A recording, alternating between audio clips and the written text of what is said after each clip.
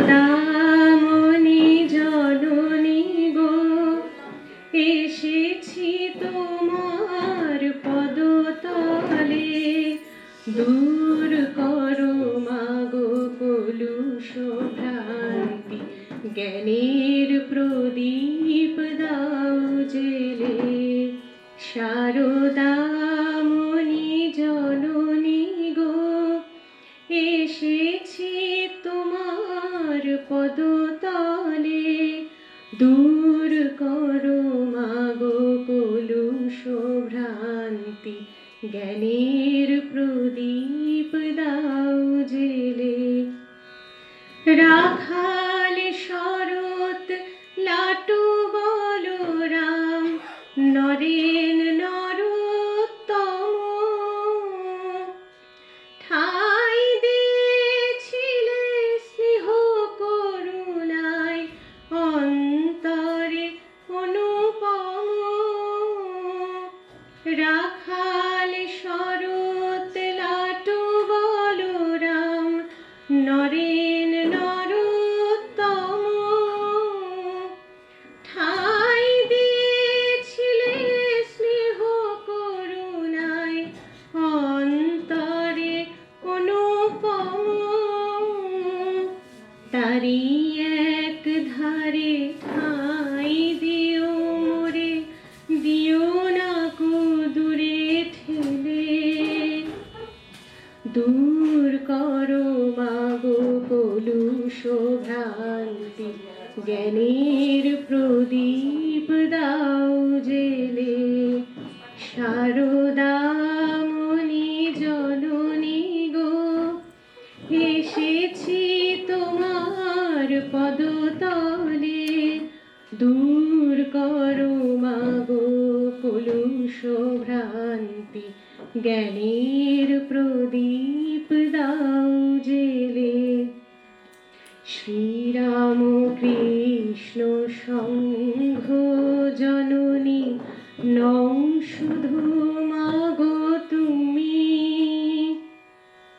তুমি ভগবতী তোমার চরণ ধুলি যে তীর্থভূমি। শ্রীরাম কৃষ্ণ সংঘ জননী নং শুধু মাগো তুমি, তুমি ভগবতী তোমার চরণ ধুলি যে তীর্থভূমি। জয় রাম বাটি মাতৃ মন্দিরে, তোমার পরশ পাই, দক্ষিণেশ্বরে তুমি তো বিরাজ, কেবলে তুমি মানাই। জয় রাম বাটি মাতৃ মন্দিরে, তোমার পরশ পাই, দক্ষিণেশ্বরে তুমি তো বিরাজ, কেবলে তুমি মানাই। প্রতি ঘরে ঘরে শারদায় আরতি, বন্দনা আখি জলে, দূর করো মাগো কলুষ ভ্রান্তি, জ্ঞানের প্রদীপ দাও জেলে। শারদামণি জননী গো, এসেছি তোমার পদতলে, দূর করো মাগো কলুষ ভ্রান্তি, জ্ঞানের প্রদীপ দাও জেলে।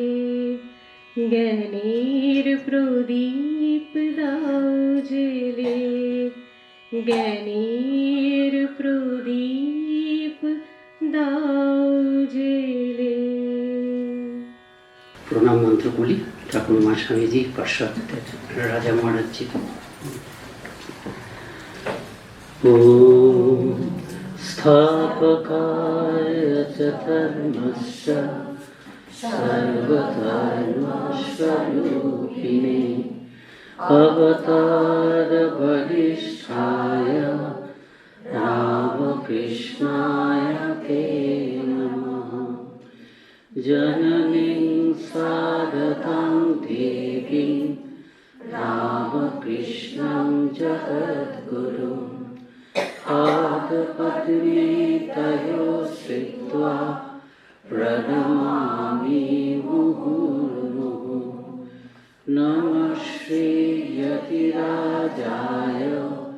विवेकानन्दसूरये सच्चित्सुखस्वरूपाय स्वामिने तापहारिणे कालिन्दे फुल्लकमले माधवेन क्रीडारतो ब्रह्मानन्द नमस्तुभ्यं सद्गुरु लोकनायक योगानन्द प्रेमानन्द श्याम्ने वह्ये च पार्षदाः रामकृष्ण गतप्राणः सर्वांस्तां प्रणमाम्यहम्। ঠাকুর নয়, মা স্বামীজি আর রাজা মহারাজের সম্বন্ধে বলার কথা। মাই মুখ্য, মা অনুসূত রয়েছেন। তো মায়ের সম্বন্ধে, মা নরেনের সম্বন্ধে কি বলছেন সেটা বলবো একটু। মা রাজা মহারাজের সম্বন্ধে কি বলেছেন, রাজা মহারাজজি মায়ের সম্বন্ধে কি, আর স্বামীজি মায়ের সম্বন্ধে কি বলেছেন সংক্ষেপে বলবো। কারণ এটা বিশেষ করে মা স্বামীজির সম্বন্ধে কি বলেছেন, স্বামীজি মায়ের সম্বন্ধে কি বলেছেন, এটা যদি বিস্তৃত বলা যায়, বা উভয়ের সঙ্গে কীরকম ব্যবহার করেছেন, তার দ্বারা কি মনোভাব প্রকাশ পেয়েছে, সেটা বেশ বিস্তৃত। কি হয়েছে বাড়াতে হবে? একদম শেষে শুনতে পাচ্ছেন? সবাই শুনতে পাচ্ছে তো? আমিও শুনতে পাচ্ছি। না, এটা ইম্পর্টেন্ট। অনেক সময় নিজে শোনা যায় না, মাইকের মুখ ওদিকে থাকলে নিজে শোনা যায় না। যারা গায়ক টাইতে না শুনতে হয়তো না, এ তো গান করে। তা যাই হোক, তা মা ঠাকুর স্বামীজির সম্বন্ধে বলছেন নরেন ছিলেন সপ্তর্ষির প্রধান। এটা বলছেন। এটা যখন বলি, আমি মাঝে মাঝে আমার ব্যক্তিগত একটা কথা বলি, সেটা হচ্ছে কি, যে ঠাকুর তো বলেছেন, ঠাকুরের সেই যে দর্শনটা হচ্ছে সপ্তর্ষি ঋষি, তো ওখানে আছে যে ঠাকুর হচ্ছেন স্বামীজি যে সেই সপ্তর্ষি ঋষি, যিনি স্বামীজি সপ্তর্ষির অন্যতম, এটা বলছেন। এখন অন্যতম প্রথম যখন পড়েছি, অনেকদিন ধরে পড়েছি, কারণ এইটা আমি মানে খেয়াল হয়েছে মাত্র গত বছর সমাজ শিক্ষাতে আমাকে একটা লেখা লিখতে বললো, ওই লিখতে গিয়ে আমার এটা হলো। তা অন্যতম বলতে আমার মনের থেকেই একটা মনে হয়েছে স্বামীজিকে নিশ্চয়ই 7 জন ঋষির মধ্যে শ্রেষ্ঠ যিনি, তাকেই বলছেন। কেন স্বামীজি তো সব জায়গায় 1 নম্বর। স্বামীজির সম্বন্ধে বলেছেন না, রোমাডোলা বলেছেন, না বললেও রোমাডোলা বললেও সত্য, না বললেও সত্য, সব জায়গায় তিনি অন্যতম 1 নম্বর। কাজেই 7 জন ঋষির মধ্যে স্বামীজি 1 নম্বর, এটাই ধারণা ছিল। কিন্তু তারপর দেখলাম অন্যতম কথাটা তো 1 নম্বর হচ্ছে না, ওয়ান এবং মেনি। তা দেখলাম যে আচ্ছা দেখো তো ইংরেজিতে কি বলছে এটা। আমি তখন ওই কানাডাতে গেছি, একটি ছেলে আসতো ওখানে, খুব ভালো ছেলে, সে সম্প্রতি সাধু হয়েছে এখানেই অদ্বৈত আশ্রমে। তো ওর সঙ্গে আমার এই কথাটা হচ্ছে, তো তখন ইংরেজিটা দেখো তো ইংরেজিটা দেখা গেল 1 of the 7 sages। আমার তো কোনো লাভ হলো না, কিন্তু এতদিন ধরে নিজের থেকে ভেবে রেখেছি স্বামীজি যখন সব জায়গায় 1 নম্বর, ওই 7 জন ঋষির মধ্যেই 1 নম্বর। তারপরে এই সব ইয়েতে লেখাটা লিখতে গিয়ে হঠাৎ দেখছি, এটা পড়েছি কিন্তু খেয়াল হয়নি, মা বলছেন নরেনকে বলেছিলেন সপ্তর্ষির প্রধান। মা বলছেন এটা সপ্তর্ষির প্রধান বলাতে আমি যেটা ভেবেছিলাম সেটা ঠিক হলো, ফরমোস্ট এবং দি 7 sages, সপ্তর্ষির। কাজে মায়ের দৃষ্টিতে, যদিও মা ঠাকুরকে উদ্ধৃত করছেন, কিন্তু এটা আমি মায়ের কথাই বলতে পারি, নরেন হচ্ছে সপ্তর্ষির প্রধান। আরেকটা কথা কি, ঠাকুর শরীর যাওয়ার পরে নরেন পরিব্রাজক হয়ে বেরোচ্ছেন। অনেকবারই পরিব্রাজক, ছোটোখাটো পরিব্রাজ্য অবলম্বন করে তিনি বেরিয়েছেন। শেষবার যখন বেরোচ্ছেন, এরপরে তিনি ফিরে আসবেন ওই আলমবাজার মঠে। ততক্ষণে বরানগর মঠটা চলে যাবে আলমবাজারে। তা সেবার যখন বেরোচ্ছেন, এটাকেই আমরা স্বামীজির ভারত পরিক্রমা বলি। অত্যন্ত ইম্পর্ট্যান্ট। 90 সালে বেরোচ্ছেন এবং ফিরে আসবেন 97 সালে। সব একেবারে মোদের বিবেকানন্দ তুমি গো বিশ্ব বিবেকানন্দ, একটা গান আছে না, ওই বিশ্ব বিবেকানন্দ হয়ে তিনি ফিরবেন।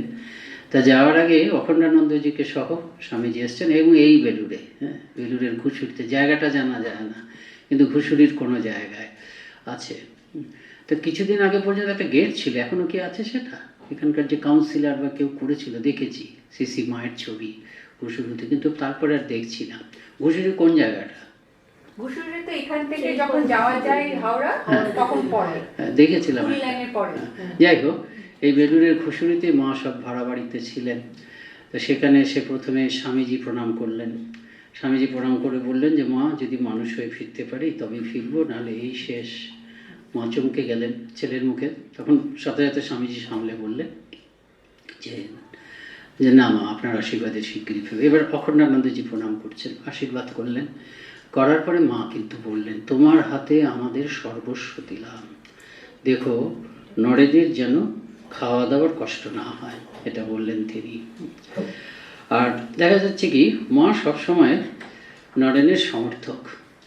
বিদেশ থেকে যখন ফিরে এসেছেন, ফিরে এসে স্বামীজি কলকাতায় ফিরলেন 19শে ফেব্রুয়ারি। তা এই ভারত প্রত্যাবর্তনটা, এটা আপনাদের বলে রাখি, এবার আমরা পালন করছি, এই প্রথম রামকৃষ্ণ মঠ পালন করবে। তার কারণ হচ্ছে, না এই প্রথম বলা যাবে না, আমরা পালন করেছিলাম শতবর্ষের সময় পালন করেছিলাম 97 সালে, 1997। কিন্তু এখন তো আলমবাজার মঠ আমাদের হয়ে গেছে। আলমবাজার মঠ আলমবাজারে যে প্রাইভেট আশ্রম হিসাবে ছিল, সেটি পালন করে এসছে। তো এবার যেহেতু আমরা এসে গেছি, মানে আমরা আলমবাজার মঠটাও রামকৃষ্ণ মঠের, এবার আমরা সেই ভারত প্রত্যাবর্তন বা কলকাতা প্রত্যাবর্তন আমরা পালন করব 19শে ফেব্রুয়ারি। তা স্বামীজি তো 19শে ফেব্রুয়ারি কলকাতায় এলেন। তারপরে এত পরিশ্রম হয়েছে, তিনি দার্জিলিংয়ে গেলেন। ওই দার্জিলিং থেকে আবার 2-1 দিনের জন্য তিনি এসেছিলেন। ক্ষেত্রীর রাজা এসেছিলেন স্বামীজির সঙ্গে দেখা করার জন্য, সেই সময় এসেছিলেন। এসে মা তখন বাগবাজারে ছিলেন, তো মাকে প্রণাম করতে গেছিলেন। মা, সাহেবের ছেলেকে ঘোড়া বানিয়েছি তোমার আশীর্বাদে, এটা বলেছে, তোমার আশীর্বাদে এবার মানে লাফিয়ে না গিয়ে তাদের তৈরি জাহাজে করে গেছি। অর্থাৎ ওই মানে তুলনাটা হচ্ছে সেই রাম অবতারের সঙ্গে আর কি, যে হনুমান, তিনি তো বলতেন মহাবীর, সত্যি সত্যি মহাবীরের মতন বীর হনুমান, একেবারে তো সেই রকমই মহাবীরের মতনই একেবারে। তারা এসব বলছেন, তখন মা তাকে বলছেন যে দেখো, ঠাকুর তোমার সঙ্গে সবসময় আছেন এবং জগতের কল্যাণের জন্য তোমাকে আরও অনেক কাজ করতে হবে, এটা বলছেন। আর আমরা দেখছি যে মা সবসময় স্বামীজির সমস্ত কাজের সমর্থক। এটা কিন্তু একটা অদ্ভুত ব্যাপার। স্বামীজিকে ঠাকুর বলেছিলেন যে একটা সঙ্গ করতে হবে, এদের সকলকে এক করে রাখবি, তুই হচ্ছিস এদের মধ্যে সব থেকে বুদ্ধিমান, কাউকে এদেরকে বাড়ি ফিরে যেতে দিবি না, এক করে রাখবি, স্বামীজিকে বলেছেন। কিন্তু মা কি করে বুঝলেন? একমাত্র মা আর ঠাকুর, মা আর স্বামীজি ছাড়া, ঠাকুরের দেহত্যাগের পরে মা আর স্বামীজি ছাড়া আর কেউ যে বুঝতে পেরেছেন, এটা আমরা দেখতে পাই না, যে ঠাকুরের আবির্ভাবের একটা যুগান্তকারী তাৎপর্য আছে এবং একটা সংঘ গড়ে উঠবে। সেই সংঘের মাধ্যমে ঠাকুরের ভাব আরও মানে বছরের পর বছর, 1500 বছর স্বামীজি বলে গেছেন জগতে চলবে। এটা কিন্তু মা আর স্বামীজি ছাড়া কেউ বুঝতে পারেনি। স্বামীজি ঘুরে বেড়াচ্ছেন, স্বামীজির গুরু ভাইয়েরা ঘুরে বেড়াচ্ছেন, আর এদিকে মা, তিনি যখন তীর্থ করতে যাচ্ছেন, বিশেষত ঠাকুরের দেহত্যাগের 1 বছর পর তো তিনি শোক দমন করার জন্য তীর্থ করেছেন, সেই সময় কিন্তু এদের জন্য প্রার্থনা করছেন। এবং এদের কথা তার মনে পড়ছে যে তিনি প্রার্থনা করে করে বলছেন যে ঠাকুর তুমি এলে আর চলে গেলে, এতে কি সব হয়ে গেল? তাহলে এত কষ্ট করে আসার কি দরকার ছিল? আমার ইচ্ছা তোমার নাম করে যারা আসবে তাদের যেন কোনো খাওয়া দাওয়ার কষ্ট না হয়, বাসস্থানের কষ্ট না হয়। আর এরা সব তোমার ভাব উপদেশ নিয়ে একত্রে এক জায়গায় থাকবে এবং সংসার তাপদগ্ধ মানুষ তাতে এসে জুড়বে, এই কথা বলছেন। পরবর্তীকালে স্বামীজি রামকৃষ্ণ মঠ মিশন প্রতিষ্ঠা করে এর আদর্শ করলেন হচ্ছে আত্মন মোক্ষার্থম জগদ্ধিতায় চ। আত্মন মোক্ষার্থম মানে আত্মমুক্তি, মানে ভগবান লাভ, সহজ কথায়। এর জন্য সাধুরা চেষ্টা করবে। এর জন্য চেষ্টা মানে সরাসরিভাবে চেষ্টা, যেটা আমরা সকলে বুঝি, এই জপ ধ্যান প্রার্থনা, যেটাকে আমরা সাধন ভজন বুঝি, সবই সাধন ভজন। আমাদের কাজও সাধন ভজন, সেবাও সাধন ভজন, কিন্তু প্রচলিতভাবে যেটাকে সাধন ভজন বুঝি, আত্মন মোক্ষার্থম জগদ্ধিতায় চ, আর জগতের কল্যাণ করবে। আমরা দেখতে পাচ্ছি যে স্বামীজি যে কথাটা বলেছেন, স্বামীজি যেটাকে মঠও করেছেন রামকৃষ্ণ মঠ মিশনে, মায়ের ওই প্রার্থনাটার মধ্যে সেটাই কিন্তু অন্য ভাষায় প্রকাশিত। এরা সবাই তোমার ভাব উপদেশ নিয়ে একসঙ্গে থাকবে, আধ্যাত্মিক ভাব নিয়ে থাকবে, তুমি যা বলেছো ঈশ্বরলাভী জীবনের উদ্দেশ্য সেটা নিয়ে থাকবে, এবং সংসার তব্ধত মানুষ এদের সংস্পর্শে এসে জুড়বে। অর্থাৎ নতুন যুগের সাধু, গাছতলার সাধুর তো অভাব নেই, প্রার্থনার সময় বলছিলেন। একদম বুঝেছেন একটা নতুন ধরনের সাধু সম্প্রদায় করার জন্য শ্রীরামকৃষ্ণ এসেছেন, মা একদম ঠিক বুঝেছেন। সেই জন্য এই সাধুদের জীবনের দুটো অংশ থাকবে, একটা শুধু তাদের নিজেদের আধ্যাত্মিক কল্যাণকে নিয়ে, আরেকটা কিন্তু আধ্যাত্মিক কল্যাণ তো বটেই, কিন্তু তার একটা মানে জগৎমুখী তাৎপর্য থাকবে, জগতের কল্যাণে একটা তাৎপর্য থাকবে। মা এরকমভাবে এটাকে বুঝতে পেরেছিলেন, সবসময় সমর্থন করেছেন। এবং স্বামীজি পরবর্তীকালে স্বীকার করেছেন, স্বামীজি ছাড়া আর কে বলবেন এটা। স্বামীজি বিদেশে বক্তৃতা করছেন, মাই লাইফ অ্যান্ড মিশন বক্তৃতাতে বলছেন তিনি যে আমাদের গুরুদেবের দেহত্যাগ হলো, তারপর আমাদের খুব দুঃখের দিন এলো, আমরা মাত্র কয়েকটি বালকই তো বটে। দেহত্যাগ যখন হয়েছে তখন কত বয়স হয়েছে? 23 না, 20-22-23 বয়স। তার কয়েকটি বালক বড় বড় আদর্শের কথা বলি, কেউ আমাদের সহানুভূতি জানায় না, সকলেই হাসি ঠাট্টা বিদ্রুপ করে। সেই সময় একজন, তিনি শুধু আমাদের পেছনে ছিলেন, তার অবস্থা আমাদের থেকে খারাপ। তিনি একজন নারী, তিনি হচ্ছেন শ্রীরামকৃষ্ণের সহধর্মিণী। যে সবসময় ঠাকুর এই স্বামীজির কাজের পেছনে তিনি, স্বামীজি এই মায়ের সমর্থন ছিল। এবং পরেও যখন রামকৃষ্ণ মঠ মিশন হলো তখন এই মা এইরকম সবসময় স্বামীজির পেছনে। দীর্ঘদিন ধরে এই যে স্বামীজি যেসব কাজের ব্যবস্থা করলেন, সেবা কাজের ব্যবস্থা করলেন, এটা সাধুরা মেনে নিতে পারছে না, সাধুরাই মেনে নিতে পারছে না। গুরু ভাইদের মধ্যে বেশিরভাগই খুব তাড়াতাড়ি মেনে নিয়েছেন। মেনে নেওয়ার পরে তারা তো একেবারে আত্মোৎসর্গ করেছেন। শারদানন্দজি, রাজা মহারাজ, মহাপুরুষ মহারাজ, এদের কখনো অসুবিধা হয়নি, বেশিরভাগেরই অসুবিধা হয়নি। অখণ্ডানন্দজি, বাবুরাম মহারাজজি শোনা যায় প্রথম একটু অসুবিধা হয়েছিল, কিন্তু বেশি দিন থেকে থাকেনি। বাবুরাম মহারাজজি অসুবিধা হয়েছিল মানে এই দূরত্বের জন্য ভুল বোঝাবুঝি হয়। বিদেশে আছেন, ওরা তো জানেন না, স্বামীজিও জানতেন। স্বামীজি ওদের থেকে অনেক মনীষাতে কোনো জিনিসকে বোঝাতে অনেক এগিয়ে আছে, এবং ওদের কাছে তো স্বামী শ্রীরামকৃষ্ণ সব কাজে তিনি, ওরা বক্তৃতার যেসব 2 বছর হয়ে গেছে, প্রায় 1 বছর হয়ে গেছে, বক্তৃতার মধ্যে ঠাকুরের নাম নেই। তা ভাবছেন যে নরেন বোধহয় অভূতপূর্ব প্রতিষ্ঠা পেয়েছেন, তো অভূতপূর্ব স্বীকৃতি পেয়েছেন, যা কেউ স্বপ্নে যদি গল্প লিখতে বলা হতো কেউ গল্পে এটা লিখতে পারতো না। সবসময় মানে অত্যন্ত প্রতিভাধর মহাকবিও লিখতে পারতেন না এরা, যে এরকম হতে পারে। তা যাই হোক, সেজন্য ভুল বোঝাবুঝি বাবুরাম মহারাজজি হয়েছিল, অহংকারী হয়ে গেছেন। কিন্তু যখন ফিরে এলেন, বুঝলেন, নরেনকে যখন দেখলেন, নরেনের সঙ্গে কথা হলো, সব নরেন বলল যে দেখ, প্রথমে আমি ঠাকুরের নামটি করিনি, কিন্তু ঠাকুরের কথাই তো বলেছি। একদম বোঝা যায় যে ঠাকুরের কথাই বলেছেন। প্রথম দিন যেটা বললেন সেটা তো গোটা শিকাগো ধর্ম মহাসভায় তো শ্রীরামকৃষ্ণের আবির্ভাব আসলে। শিকাগো ধর্ম মহাসভায় তো হতেই হবে এই যুগের অবতার, তিনিই তো ধর্মের প্রকৃত মানে ব্যাখ্যাকার। মানে সনাতন ধর্ম মানে কি ধর্ম। তা সে যে শিকাগো ধর্মসভায় যেটা স্বামীজি বললেন সেটা তো ঠাকুরের কথা, ওটা আসলে শ্রীরামকৃষ্ণের আবির্ভাব সারা জগতের জন্য এই প্রথম। তারপরে তো বাবুরাম মহারাজজি একেবারে প্রাণ দিয়ে এই মানে স্বামীজির এই সেবা কাজের কথা বলছেন। ধ্যান করছে ব্রহ্মচারীরা, ধ্যানটাকে বারণ করছেন না, কিন্তু সঙ্গে সঙ্গে বলছে বিবেকানন্দের হৃদয়টাকে ধ্যান কর। মালদায় বক্তৃতা করতে গেছেন, সেসব তো বিখ্যাত ঘটনা। তিনি শিবজ্ঞানে জীবসেবার কথা বলছেন, নতুন জিনিস। গেরুয়াধারী সন্ন্যাসী, সংসার ত্যাগী সন্ন্যাসী, সে তো ভগবানের কথা বলবেন, জগতের দিকে তাকিয়েও না, সারাক্ষণ ভগবানের চিন্তা ডুবে থাকো, এইসব কথা তো বলবে। তা না, বলছে যে লোকের সেবা করো, অমুক করো, তমুক করো, জগতের কথাই তো বলছেন, মায়ার জগতের কথা। তা একজন বসে আছেন সামনে, সে মাঝে মাঝে মানে সে বোধহয় একটু শিক্ষিত লোক, আমরা একটু প্রেম ভক্তির কথা শুনতে এসেছিলাম, প্রেম ভক্তির কথা। বাবুরাম মহারাজজি শুনেছেন কিন্তু উপেক্ষা করে বলে যাচ্ছেন, কিন্তু বারবার বিরক্ত করছে, তো তারপরে বললেন প্রেম ভক্তির কথা তো বলতে চাই। আপনাদের মধ্যে কে আছে প্রেম ভক্তির কথা শোনার অধিকারী?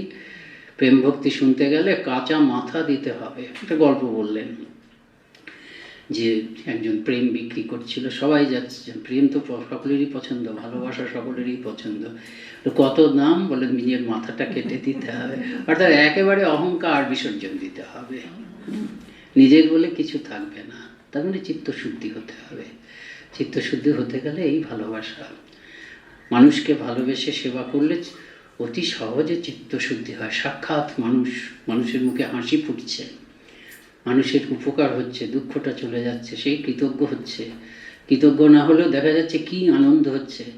তার ছেলেটির জন্য সে হয়তো কাঁদছিল, ছেলেটির মুখে হাসি ফুটলো, মায়ের মুখে হাসি ফুটলো, এইসব দেখে যে আনন্দ হয়, নির্মল আনন্দ, এগুলি হচ্ছে চিত্তশুদ্ধি হয়, অহংকার চলে যায়। তা যাই হোক, তা এদের বুঝতে অসুবিধা হচ্ছে। মাস্টারমশাই, স্বয়ং মাস্টারমশাই বুঝতে পারছেন না, কিন্তু মা কিন্তু সবসময় সমর্থ। বলছেন, যেরকম প্রশ্ন উঠেছে, বলছেন কি যে এইভাবেই চলবে মঠ এইভাবেই চলবে, নরেন যেভাবে করেছে সেইভাবেই মঠ চলবে, যারা পারবে না তারা চলে যাবে। মা বলছেন একেবারে তারা চলে যাবে, এরকম বলছেন। আর সেগুলো তো সবই আপনারা জানেন। মাস্টারমশাইয়েরও সেই কাশী সেবাশ্রম নরেন্দ্রের দ্বারাই প্রতিষ্ঠিত, স্বামীজিরই প্রতিষ্ঠিত। মাস্টারমশাই মানে শ্রীমা, যাকে এই দুজনের মাধ্যমেই তো ঠাকুর প্রকাশিত হয়েছে বলতে পারি, নরেন্দ্রনাথ আর মহেন্দ্রনাথ। তা তিনি কিন্তু মায়ার জগতের কথা, অথচ শিবজ্ঞানে জীবসেবা কথামৃতে আছে, অনেক সরল ভাষায় আছে। মাটির প্রতিমায় পুজো হয় আর জীবন্ত মানুষে পুজো হবে না, এটা এই শিবজ্ঞানী জীবসেবা থেকে অনেক সহজ। আমি অন্তত শিবজ্ঞানী জীবসেবা যখন প্রথম ছোটোবেলা থাকতে শুনতাম, কিছুই বুঝতে পারতাম না, যতমাত্র বুঝতে পারতাম না। হ্যাঁ, কিন্তু সবাই তো হচ্ছে ঠাকুর বলেছেন যতমাত্র চুপ করে থাকতাম, বোকা হয়ে যাবো। শিবজ্ঞানী জীবসেবা তো যথেষ্ট কঠিন কথা, কিন্তু ওখানে অনেক সহজভাবে শিবজ্ঞানী জীবসেবা বলা আছে। দেখুন মাস্টারমশাই লিখে চলে গেছেন, ওর মধ্যে যুগ ধর্ম খুঁজে পাননি, সেটা মাস্টারমশাইয়ের ভূমিকাও নয়। ঠাকুর স্বামীজিকে এনেছিলেন নিজের ব্যাখ্যার জন্য। স্বামীজি নিজে বলছেন, he live that great life and I read its meaning. তা যাই হোক, তা মাস্টারমশাই মায়ের কাছ থেকে বুঝলেন, কিন্তু নরেনের কাজের সমর্থন মাস্টারমশাই। এই জায়গাটা সাক্ষাৎ ঠাকুর বিরাজ করছে। এই অনাথা বৃদ্ধাদের সেবা করলে স্বয়ং ঠাকুরেরই সেবা। রাজা মাস্টার সবসময় ছিলেন, তো মাস্টারমশাইকে বললেন, কি মাস্টারমশাই কী বলবেন? মাস্টারমশাই আর অস্বীকার করার চেয়েও নেই। তো এইরকমভাবে সবসময় মা হচ্ছেন ঠাকুরের সমর্থক, নরেনের সমর্থক, সর্বস্ব। ঠাকুর যা আবিষ্কার করেছিলেন নরেনের হাতে রত্নপেটিকাটি তুলে দিয়েছেন। ঠাকুরের তিনি প্রসারিত বাহু মানে যন্ত্র, তিনি নরেন যদি না নিয়ে যায় যুগাবতারের জগৎ উদ্ধার কাজ হবে না। তাই একবার বিদেশ থেকে, এগুলো তো পরের কথা, রামকৃষ্ণ মিশন হওয়ার আগের কথা, তা পরের কথা, কিন্তু বিদেশ থেকে স্বামীজি যখন চিঠি লিখছেন, অনেক চিঠি, উদ্দীপনাময়ী চিঠি, সেই চিঠিতে সবাইকে বলছেন সব যে কোথায় মানে ভগবান মানুষের মধ্যেই আছেন, যে কথা বলেছেন, সেবা করো, কাজ করো, অত্যন্ত অনুপ্রেরণাময়ী চিঠি, সেগুলো সব মায়ের কাছে পড়ে শোনানো হচ্ছে। মা বললেন কি, নরেন হচ্ছে ঠাকুরের হাতের যন্ত্র, নরেন ঠাকুরই নরেনকে হাত দিয়ে নরেনের এই সব কথাগুলো লেখাচ্ছে। এবং তো মায়ের তো দর্শন হয়েছিল, আপনারা জানেন যে গঙ্গার মধ্যে ঠাকুর মিলে গেলেন, তারপরে কোথা থেকে নরেন এলেন, নরেন গঙ্গায় সেই জল চারপাশে জয় রামকৃষ্ণ বলে ছড়িয়ে দিলেন, আর হাজার হাজার অগণিত মানুষ তাতে মানে সেই জলস্পর্শে মুক্ত হয়ে যাচ্ছে। কাজে নরেনের মধ্যে দিয়ে ঠাকুর যে কাজ করছেন সেটা একেবারে মা বুঝেছিলেন। ঠাকুর যা আবিষ্কার করেছিলেন নরেনের হাতে রত্নপেটিকাটি তুলে দিয়েছেন। ঠাকুরের তিনি প্রসারিত বাহু মানে যন্ত্র, তিনি নরেন যদি না নিয়ে যায় যুগাবতারের জগৎ উদ্ধার কাজ হবে না। তাই একবার বিদেশ থেকে, এগুলো তো পরের কথা, রামকৃষ্ণ মিশন হওয়ার আগের কথা, তা পরের কথা, কিন্তু বিদেশ থেকে স্বামীজি যখন চিঠি লিখছেন, অনেক চিঠি, উদ্দীপনাময়ী চিঠি, সেই চিঠিতে সবাইকে বলছেন সব যে কোথায় মানে ভগবান মানুষের মধ্যেই আছেন, যে কথা বলেছেন সেবা করো, কাজ করো, অত্যন্ত অনুপ্রেরণাময়ী চিঠি, সেগুলো সব মায়ের কাছে পড়ে শোনানো হচ্ছে। মা বললেন কি, নরেন হচ্ছে ঠাকুরের হাতের যন্ত্র, নরেন ঠাকুরই নরেনকে হাত দিয়ে নরেনের এই সব কথাগুলো লেখাচ্ছে। এবং তো মায়ের তো দর্শন হয়েছিল, আপনারা জানেন যে গঙ্গার মধ্যে ঠাকুর মিলে গেলেন, তারপরে কোথা থেকে নরেন এলেন, নরেন গঙ্গায় সেই জল চারপাশে জয় রামকৃষ্ণ বলে ছড়িয়ে দিলেন, আর হাজার হাজার অগণিত মানুষ তাতে মানে সেই জলস্পর্শে মুক্ত হয়ে যাচ্ছে। কাজে নরেনের মধ্যে দিয়ে ঠাকুর যে কাজ করছেন সেটা একেবারে মা বুঝেছিলেন। যা কিছু মায়ের দৃষ্টিতে নরেন হচ্ছে এক নম্বর।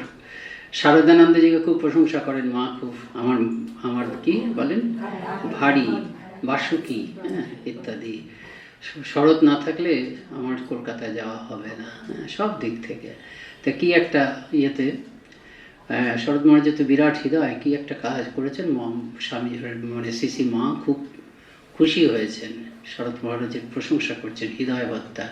নরেনের দিল শরতের দিল দেখলে ব্রহ্মজ্ঞ অনেকে, এটা একটা খুব কিন্তু গুরুত্বপূর্ণ কথা, যে ব্রহ্মজ্ঞ অনেকে হয়, কিন্তু ব্রহ্মজ্ঞ হওয়া মানেই যে হৃদয়বান হবে তার কোনো মানে নেই, এদের মুখ থেকে শুনতে বেরিয়ে।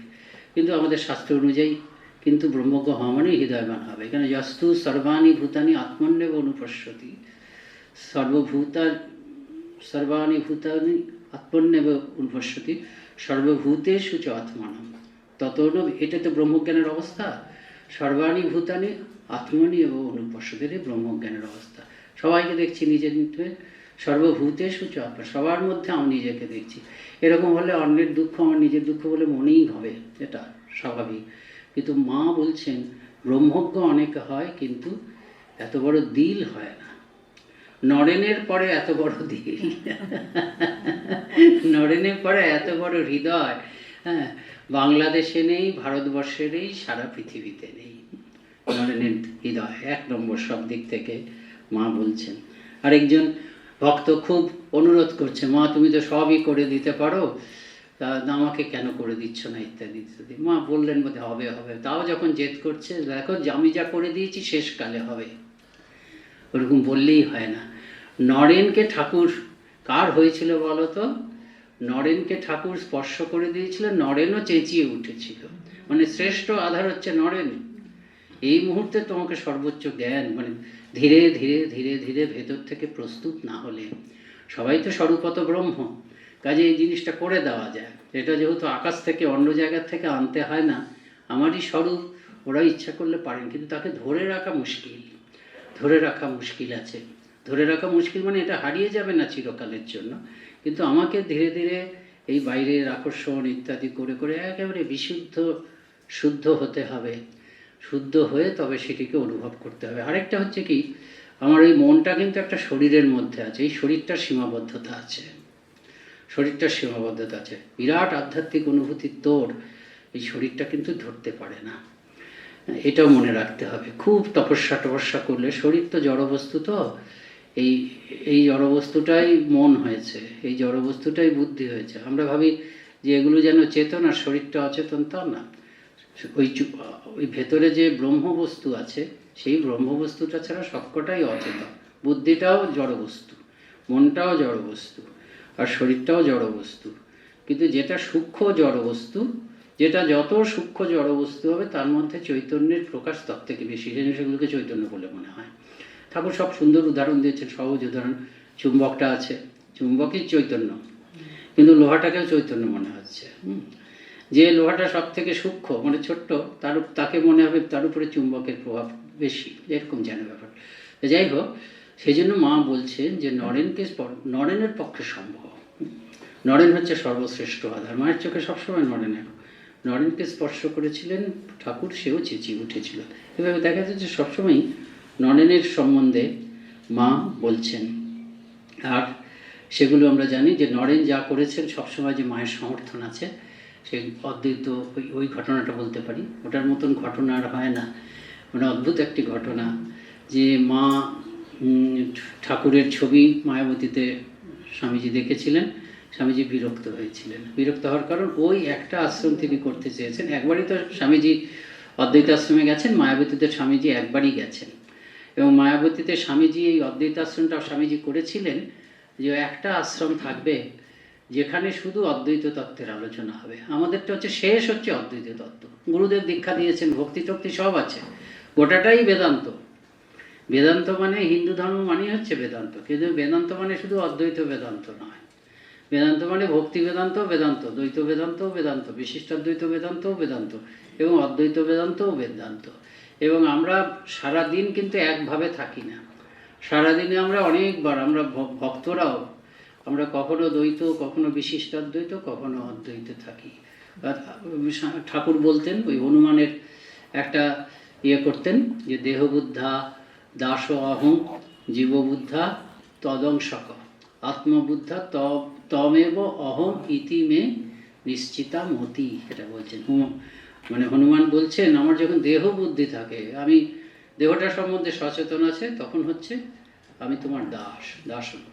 আর হচ্ছে আত্মবুদ্ধা তদংশক, আমি নিজেকে একটা দৈব স্বরূপই ভাবছি, কিন্তু একেবারে যে দৈবী স্বরূপে উপস্থিত আছে তা না। তখন আমি তোমার অংশ, তুমি দেবতা, তোমার অংশ, কাজে আমি হচ্ছি দৈবী। তারপরে কি বলুন, দেহবুদ্ধা দাস অহম, না ভুল বললাম, জীববুদ্ধা তদংশক। যখন জীব ভাবছি তখন আমি তোমার অংশ, আর আত্মবুদ্ধা তমেব অহম ইতিমে নিশ্চিতা মতি, তখন আমি তুমি, আমি তুমি। তা সবাই আমরা কিন্তু এরকম ভাবি, ভগবান আমি তো তোমার। ঠাকুর বলছেন না, হে জগন্নাথ আমি তো জগৎ ছাড়া নই গো নাথ, আমি তোমারই অংশ, এটা একটা আছে। আবার তুমি আমি তুমি। ঠাকুর মাকে খাওয়াচ্ছেন, তুমি খাও বলছে, আবার বলছেন কি তুমি আমি খাও, এরকম বলছে।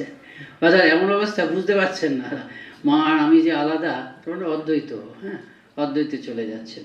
তা যাই হোক, উনি চেয়েছিলেন যে ওইখানে অন্তত একটা জায়গায় এরকম একটা উপাসনার স্থল থাকবে, যাতে আমাদের লক্ষ্যটা সবসময় মনে থাকে। অদ্বৈত আশ্রম, কাশী অদ্বৈত আশ্রম কিন্তু তা নয়। কাশী অদ্বৈত আশ্রম শ্রীরামকৃষ্ণ অদ্বৈত আশ্রম মহাপুরুষ মহারাজজি স্থাপন করলেন, এবং বললেন তিনি যে দ্বৈত থেকে অদ্বৈত, বেশিরভাগ লোকের জন্য এইটা দ্বৈত থেকে অদ্বৈত গতি, কিন্তু অদ্বৈতই যে শেষ লক্ষ্য সেটা মনে রাখ। শ্রীরামকৃষ্ণ অদ্বৈত আশ্রম মানে হচ্ছে কাশীতে যেটা করো, শ্রীরামকৃষ্ণের মাধ্যমে আমরা অদ্বৈত তত্ত্বে পৌঁছাবো। তুমি ব্রহ্ম রামকৃষ্ণ, এটা সবসময়, যিনি ব্রহ্ম তিনি রামকৃষ্ণ হয়েছেন। শুদ্ধ ব্রহ্ম পরাৎপর রাম, যিনি শুদ্ধ ব্রহ্ম তিনি রামচন্দ্র হয়েছেন। সত্য সনাতন সুন্দর শ্যাম, কৃষ্ণ নাম আছে না শ্যাম নামে, যিনি সত্য সনাতন ব্রহ্ম তিনি শ্যাম হয়েছেন। কাজেই দ্বৈত থেকে অদ্বৈতে যাব সেটা ঠিক, কিন্তু ওই জায়গাটা স্বামীজি চেয়েছিলেন যে সবই তো আছে, একটা জায়গায় একদম দৃঢ় বুদ্ধি যেন থাকে। তা সেখানে ওই ক্যাপ্টেন সেভিয়ারের মৃত্যুর পরে গেলেন, মিসেস সেভিয়ারকে সান্ত্বনা দিতে বোধহয় 7-8 দিন বোধহয় ছিলেন। তা গিয়ে দেখলেন যে একজন, মানে দুজন সাধু, তারা বেশ ঠাকুরের ছবি রেখে ফুল টুল দিয়ে রেখেছে। তাদের মধ্যে একজন স্বামীজির শিষ্য আর একজন মায়ের শিষ্য। খুব বিরক্ত হলেন, যে বলেছিলাম এরকম যে প্রকাশিত, মানে প্রচলিত যে কথা সেগুলো বইয়ে লিখলে লোক মানে লোকে হঠাৎ পড়লে ভুল ভাববে, সবাই তো স্বামীজির ব্যক্তিত্বটা ওরকম জানে না। স্বামীজি নাকি বলেছিলেন, আমরা শুনেছি ওই বড়দের কাছে, লোকেশ্বরদের কাছে শুনেছি, স্বামীজি ওরা তো মহাপুরুষ মহারাজ মানে ওরা পার্শ্বদের সন্তানদের দেখেছে, স্বামীজির সন্তান, মায়ের সন্তান, এদেরকে দেখেছেন একেবারে, অনেক পার্শ্বদকেই দেখেছেন, আবার মানে স্বামীজিকে দেখালো তো কতই দেখেছেন। পার্শ্বদের দেখা মানে ঠাকুরমা স্বামীজিকে দেখালো। তারপর স্বামীজি নাকি বলেছিলেন, বাবা এখানেও আবার সেই দাড়িওয়ালা, যেন দাড়িওয়ালাকে সহ্য করতে পারছে না, এরকম স্বামীজির কথা সব সময় এরকম, যেটা বলবেন তার মধ্যে একেবারে, যখন যেটা বলবেন তার মধ্যে 125%, 500% ফোর্স দিয়ে বলবেন। এখানে আবার দাড়িওয়ালা, এরকম বলার পরে কার বুকের পাটা আছে, কাজে ওরা সরিয়ে নিয়েছে। কিন্তু ওরা স্বামীজিকে, আমার কিছু মনে করবেন না, মানে এতটা দূরত্ব থেকে বলছি, এরা স্বামীজিকে না ঠিক বুঝতে পারেননি, এই যে দুজন শিষ্য। কেন বলছি, ওরা ধরুন স্বামীজি গেছিলেন 1900 সালে, স্বামীজি দেহত্যাগ হচ্ছে 1902 সালে, এতদিন ধরে খটকাটা সন্দেহটা মনের মধ্যে পুষে রেখেছেন। কেন মাকে জিজ্ঞেস করতে পারতো না? স্বামীজি কি রাগ করতেন নাকি? হ্যাঁ, ভয় পাওয়ার কোনো মানে আছে? মাকে যদি জিজ্ঞেস করে, ওরা স্বামীজিকে বুঝতে পারেনি ঠিক, আমরা বুঝতে পেরেছি।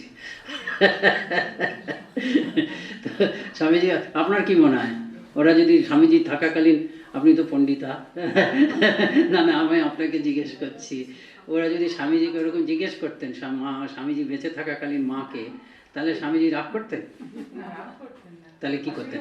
আমার মনে হয় যে ঠাকুরের নাম তো বেরিয়ে এসেছেন, সেই ঠাকুরকে অস্বীকার করে দিতেন স্বামীজি, ধাক্কা লেগেছিল। না ধাক্কা লেগেছে সে তো সকলেই জানে, ধাক্কা না লাগলে স্বামী মাকে চিঠি লিখবেন কেন? কিন্তু ওরা 2 বছর অপেক্ষা করেছে কেন? না স্বামীজিকে ভয় পাবে কেন এই প্রশ্নটা করাতে? হ্যাঁ, ও তো স্বামীজিকে বলছে না, তো চুপি চুপি তো মাকে লিখছে। তো ওরা তো বলছেনি যে মাকে, মা মানে বলতে পারবেন হয়তো, তাহলে না বুঝতে পারেনি তো, তাহলে স্বামীজি যেটা বলেছে তারপরে আর না, তাহলে স্বামীজি চলে যাওয়ার সঙ্গে সঙ্গে বুঝতে পারলো যে স্বামীজিকে নাম হলেও চলে। আচ্ছা ঠিক না, তাহলে আমি ঠিক, আচ্ছা অ্যাকসেপ্টেড। আচ্ছা যাই হোক, তা স্বামীজি 2 বছর অপেক্ষা করেছেন, মানে এতটাই মনে লেগেছে, হ্যাঁ, কিন্তু 2 বছর অপেক্ষা, মানে 2 বছরে ভুলে যাননি, মানে কতটা লেগেছে। তা মাকে তো চিঠি লিখলেন, আর মা উত্তর দিলেন, নরেন ঠিক বলেছে। আনএক্সপেক্টেড একদম। শঙ্করীবাবু বলছেন যে মানে ভাবা যায় না যে এখানে তার মানে তিনি সহধর্মিণী, হ্যাঁ, তার স্বামী, শুধু তাই না, তিনি জানেন ঠাকুরকে, যুগাবতার, সহধর্মিণী, তার ছবি তুলে দিচ্ছেন, এবং তিনি নরেনকে সমর্থন করেছেন। শঙ্করবাবু শেষকালে বলছেন, এ শ্রীরামকৃষ্ণের সহধর্মিণীর পক্ষেই সম্ভব। এটাও ঠিক কথা। শ্রীরাম মানে কতটা সত্য, মানে সত্যই তাদের কাছে সব, তা না হলে এটা করতে পারে না। শ্রীরামকৃষ্ণের ক্ষেত্রেও এই কথা বলা যায় যে সত্যটাই তাদের কাছে সব। যেমন নবদ্বীপে গেছেন, মানে সত্যনিষ্ঠাটা কীরকম, এবং তার একটা নিজের বিচার, তার একটা মাপকাঠি আছে নিজস্ব। কোনো জায়গার আধ্যাত্মিক সত্যতাকে মানে অ্যাকসেপ্ট করার, সেটা হচ্ছে কিছু না কিছু তিনি অনুভব করবেন। তা গোটা নবদ্বীপ তিনি পরিভ্রমণ করলেন, কিছু হলো না। তখন তার সিদ্ধান্তটা কি, এই সিদ্ধান্ত নাস্তিক লোকও করতে পারবে না। তাহলে বোধহয় চৈতন্য বলে কেউ ছিল না, ন্যাড়ানুড়িরা টেনে টুনে বানিয়েছে, আপনি বলতে পারবেন? কেউ আমরা বলতে পারবো না। হ্যাঁ, অবতার, আর সেই সময় চৈতন্যদেবী তো রাজত্ব বলা যায়, পূর্ব অবতার তো তিনি, সব জায়গায় তিনি। তা সেই অবতারের সম্বন্ধে তিনি মনে মনে এই ধারণাটি করছেন, ন্যাড়ানুড়িরা টেনে টুনে বাড়িয়েছেন। এই যে সত্যনিষ্ঠা আর মায়ের সত্যনিষ্ঠা, এর দ্বারা মা একটুও কুণ্ঠিত নন যে এর দ্বারা তিনি শ্রীরামকৃষ্ণকে ছোট করছেন, কেন সত্য। বলছে ঠাকুর অদ্বৈত ছিলেন, তোমরাও অদ্বৈতী, আমি নিশ্চিতভাবে বলতে পারি যে তোমরা অদ্বৈতী। তো এরকমভাবে দেখা যাচ্ছে সব সময় মা ঠাকুরের স্বামীজির পক্ষে আছেন। এবং মায়ের একটি কথা আছে কি, সেই ঘটনাটা আমরা জানি যে ঠাকুরের শরীর ত্যাগ, মা স্বামীজির শরীর চলে গেল, সঙ্গে সঙ্গে স্বামীজিকে ঠাকুর মায়ের সামনে একই আসনে বসানো হলো। সম্ভবত মহাপুরুষ মহারাজজি প্রথম বসিয়েছেন, কেননা যেদিনকে কাশী অদ্বৈতাশ্রমের প্রতিষ্ঠা সেদিনই স্বামীজির শরীর ত্যাগ। তা এতে সাধারণ মানুষ তাদের নানা রকম ভক্তদের মধ্যে দু রকমের সমালোচনা। এক রকমের সমালোচনা সেটা আরও নিম্ন পর্যায়ের, যে ঠাকুর মা দুজনেই তো একেবারে শ্রেষ্ঠ ব্রাহ্মণ, আর নরেন্দ্রনাথ কায়স্থ, কী করে রাখা যায়, এটাকে তো মানার এটাকে কোনো গুরুত্বই দেওয়া উচিত না। কিন্তু আরেকটা একটু গুরুত্ব দেওয়া যেতে পারে, যে বলছেন স্বামীজি হচ্ছেন শিষ্য ঠাকুরের, শিষ্যকে কি গুরুর সঙ্গে এক আসনে বসানো যায়? তা এই নানা রকম আলোচনা করছেন। এই আলোচনাটা সম্ভবত মায়ের কাছে একাধিকবার এসছে। তা মায়ের দুটো কথা শোনা যায় এই বিষয়ে, যে পাশে কি নরেন যদি আজকে থাকতো তাহলে নরেনের ছবি, ঠাকুর যদি আজকে থাকতেন তাহলে নরেনের ছবি ওই পাশে কেন মাথায় করে রাখতেন বা বুকে রাখতেন, এরকম কি কথা। আর আরেকটা বলছেন যে ঠিকই তো, এটা তো হবেই, যেখানে নরেনের পুজো হয় না ঠাকুরও সেখানে পুজো গ্রহণ করেন না। তাই এইটা খুব তাৎপর্যপূর্ণ। এটা মানে ভেতরের অর্থটাও নিতে হবে, যে নরেনকে ছাড়া, স্বামীজি প্রদর্শিত পথ ছাড়া ঠাকুরকে বোঝা যায় না। ঠাকুর স্বামীজিকে বাদ দিয়ে যদি ঠাকুরকে বোঝার চেষ্টা করি, ঠাকুর অত্যন্ত সীমিতভাবে প্রকাশিত হবে। আমরা খুব তৃপ্ত হব যে ঠাকুরকে নিয়ে আছি, কিন্তু ঠাকুরের ভাবটা আমরা অত্যন্ত সীমিতভাবে হব। কাজেই এটা মায়ের কথা, যে স্বামীজি যেমন বলেছেন এই কাজ পূজা, তারপরে এই শিবজ্ঞানী জীবের সেবা, এটা শিবজ্ঞানী জীবের সেবা তো ঠাকুরের মুখ থেকে উচ্চারিত, কিন্তু স্বামীজি তো প্রচার করেছেন যে মানুষকে ভগবান ভেবে সেবা করো, যে তোমরা সবাই স্বরূপত ভগবান, কিন্তু অন্যকে ভগবান ভেবে ব্যবহার করলে, ভালোবাসলে, সেবা করলে তোমার মধ্যে ঘুমন্ত ভগবান জেগে উঠবে। সাধন ভজন ধ্যান জপ সব আছে, তার সঙ্গে এই দুধারায় চলতে হবে। সকলের জন্য এই আদর্শ, আত্মমুক্তি এবং জগদ্ধিত, অর্থাৎ প্রচলিত সাধন ভজন সঙ্গে সঙ্গে মানুষকে ভগবান হিসাবে দেখে কাজকে পূজার পর্যায়ে উন্নীত করে সাধন ভজন। এটা হচ্ছে নরেনের পূজা। নরেনের পূজা যেখানে হবে না সেখানে ঠাকুরও পূজা গ্রহণ করবেন না। এটা হলো মা নরেনের সম্বন্ধে বলছেন। আর রাজা মহারাজ সম্বন্ধে কী বলেছেন একটা বলে দিই। তা রাখাল যে ছেলে, মা বলছে, হ্যাঁ রাখাল যে ছেলে, সবাই ছেলে কিন্তু রাখাল ছেলে। ইয়েতে ঘটনাটা জানেন যে মা সবাইকে ধুতি দিচ্ছেন কোনো বিশেষ উপলক্ষে, কিন্তু রাজা মহারাজজির ধুতিটা হচ্ছে একটা স্পেশাল ধুতি। তখন আর এমন কি আসতো মায়েরদের কাছে, কিন্তু রাজা মহারাজজির ধুতিটা একটু স্পেশাল। তখন অবস্থা খুব খারাপ ছিল।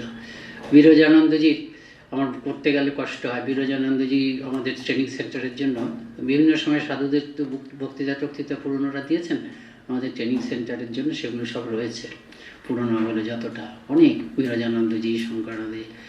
তা বিরজানন্দজি মানে বলছেন, সাধুদেরকে বলছেন তোমরা বিলাসিতা করো না, ইত্যাদি করো না, এসব বলছেন, বিলাসিতা করা উচিত না। বিলাসিতার উদাহরণ দিতে গিয়ে বলছেন অসুস্থ হয়ে গেছো তখন না হয় একটু মাছ খেলে, বল কষ্ট লাগে না বলুন? হ্যাঁ, মানে তখন এইসবগুলো কতটা দুষ্প্রাপ্য, হ্যাঁ, যে এগুলোই বিলাসিতা।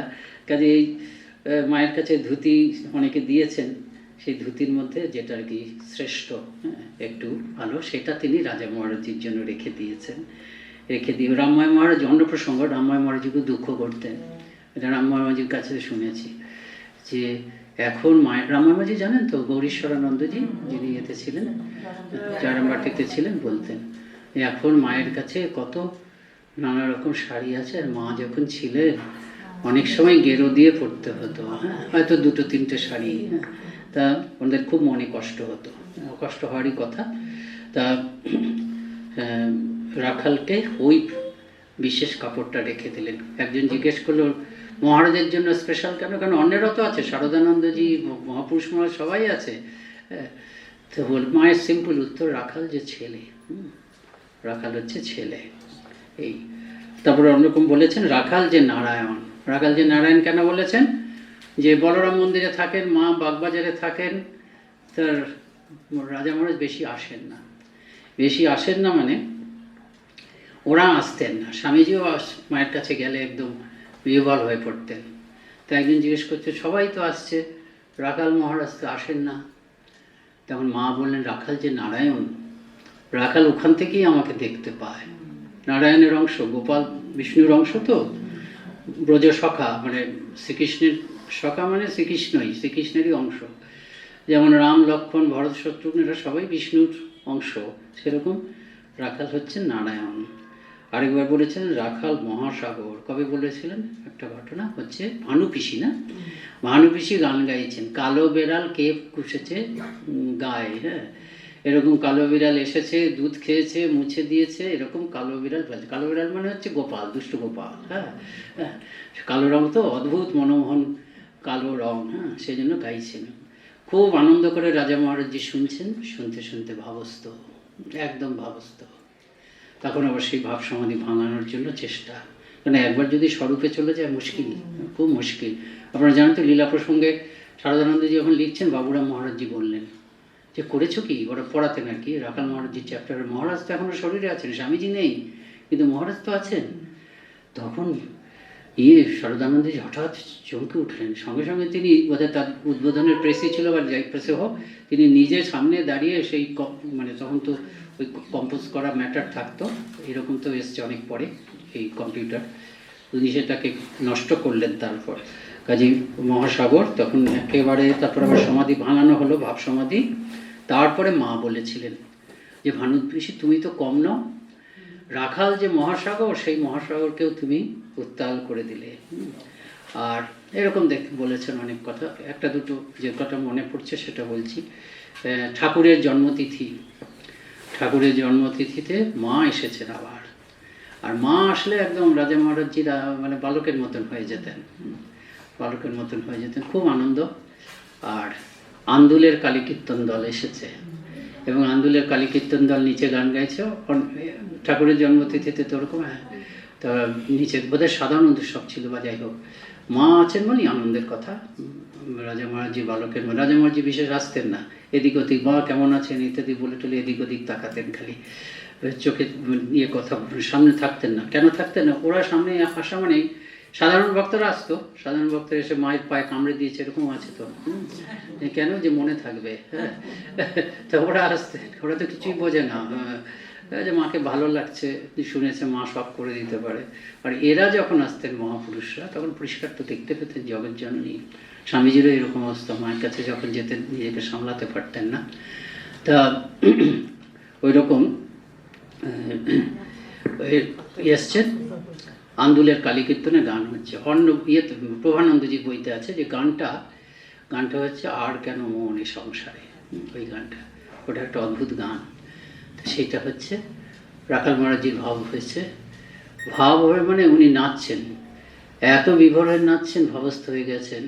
তো এরা ধরে বসিয়ে দিলেন, কিন্তু বসে বসেই নাচের চেষ্টা করছেন।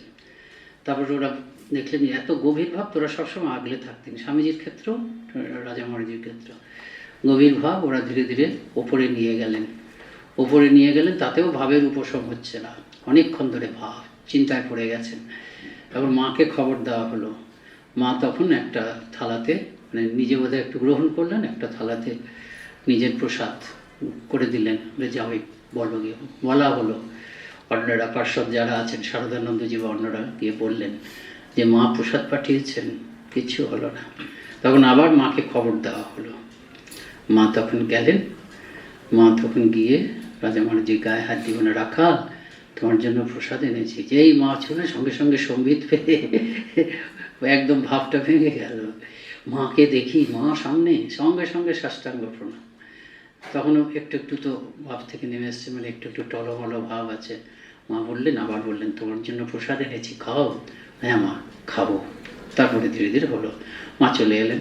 মা পরে বলেছিলেন যে আমি আজকে দেখলাম যে দক্ষিণেশ্বরে ঠাকুর থাকাকালীন যেমন রাখালের হাত ধরে নৃত্য করতেন, আমি পরিষ্কার দেখলাম যে সেরকমভাবে ঠাকুর রাখালের হাত ধরে নৃত্য করছেন। তখনই বুঝেছিলাম যে আজকে রাখালের মানে ভাব সামলাতে পারবে না।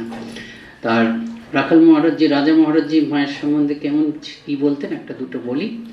যে একজন রাজা মহারাজজিকে জিজ্ঞেস করছেন এসে ভক্ত, যে রাম যে কৃষ্ণ ঠাকুর যদি তাই হয়ে থাকে তবে মাকে, ঠাকুর যদি তাই হয়ে থাকে, যে রাম যে কৃষ্ণ ঠাকুর যদি তিনিই হন তবে আমাদের মাকে, তো রাজা মহারাজ ঠাকুর যদি তিনিই হন মাও তাহলে তিনি, অর্থাৎ মাও তাহলে যিনি সীতা, যিনি রাধারানী, তিনি হচ্ছেন সিসি মা। কাশীর লক্ষ্মী নিবাসে আছেন রাজা মহারাজজি, আর মানে কাশীর লক্ষ্মী নিবাসে আছেন সিসি মা, আর রাজা মহারাজজি আছেন কাশী সেবাশ্রমে। এটা হচ্ছে 1912-13 সালের কথা। 1914 সালে ওখানেই সুভাষচন্দ্র এসেছিলেন। আচ্ছা, যেহেতু বললাম এই কিছুদিন আগে গেল তো, আমি এক জায়গায় বক্তৃতা করেছিলাম। আপনারা জানেন যে সুভাষচন্দ্র সাধু হওয়ার জন্য 14 সালে তখন তিনি ইয়েতে পড়েন, বলে নিচ্ছে, এটা আজকের প্রসঙ্গে নয়, হ্যাঁ। তা হিমালয়ে গেছিলেন, কাশী প্রেসিডেন্সিতে ইন্টারমিডিয়েট পড়ছেন উনি এবং হরিপদ চট্টোপাধ্যায় বন্ধু, ওরা সন্ন্যাসী হবেন বলে। সুভাষচন্দ্রের বয়স তখন 17, 14 সাল মানে 3-17 আর কি, 18 হয়নি। এটা হচ্ছে গ্রীষ্মের ছুটি, মানে মে জুন মাস গিয়েছিলেন। গিয়ে দেখলেন যে উপযুক্ত গুরু পেলেন না, আর সাধুদের মধ্যেও জাতপাত। তিনি তো ব্রাহ্মণ নয়, হরিপদ ব্রাহ্মণ ছিল চট্টোপাধ্যায়, তার মনটা ভেঙে গেল।